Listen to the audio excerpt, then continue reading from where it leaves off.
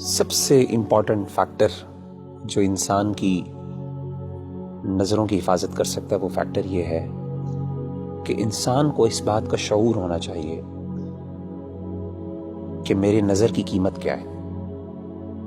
دیکھیں ہماری جو نظر ہے نا، ہم سمجھتے ہیں اس کی کوئی قیمت نہیں ہے، جس مرضی پر ڈال لیں، لیکن آپ کو یہ پتا ہونا چاہیے اور ہم میں سے ہر بندے کو یہ پتا ہونا چاہیے کہ اس نظر کی اتنی بڑی قیمت ہے۔ کیوں؟ کیونکہ اس نظر نے اللہ رب العزت کو دیکھنا ہے جنت۔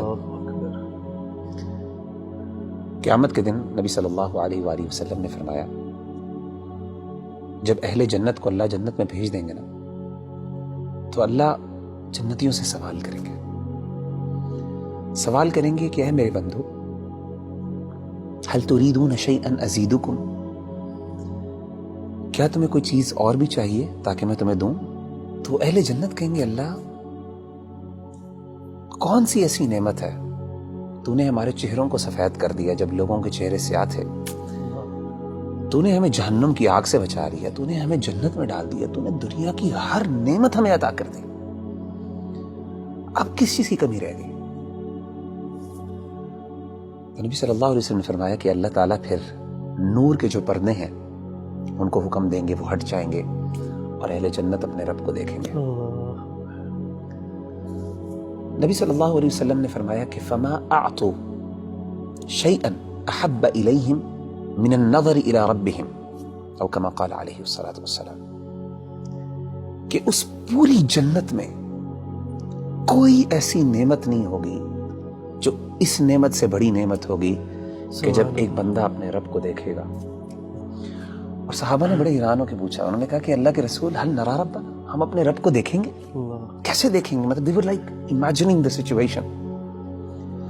صحیح مسلم کی حدیث ہے، آپ صلی اللہ علیہ وسلم نے فرمایا هل تضارون في رؤية القمر ليلة البدر، کیا اندھیری رات میں جب 14ویں کا چاند نکلتا ہے، اندھیرے میں بالکل گھپ اندھیرا ہوتا ہے، اس میں 14ویں کا جب چاند نظر آتا ہے، فل مون جسے ہم کہتے ہیں، کیا آپ کو کبھی مشکل ہوئی ہے اس چاند کو دیکھتے ہوئے؟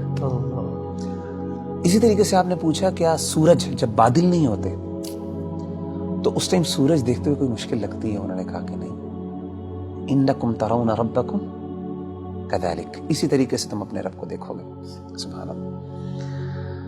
تو میں سمجھتا ہوں کہ جب انسان کو یہ شعور ہو جائے نا اور اس کو یہ پتہ چل جائے کہ ان نظروں نے اللہ رب العزت کو دیکھنا ہے قیامت کے دن، اور ان کا شرف اور ان کا سٹیٹس اور مقام یہ ہے،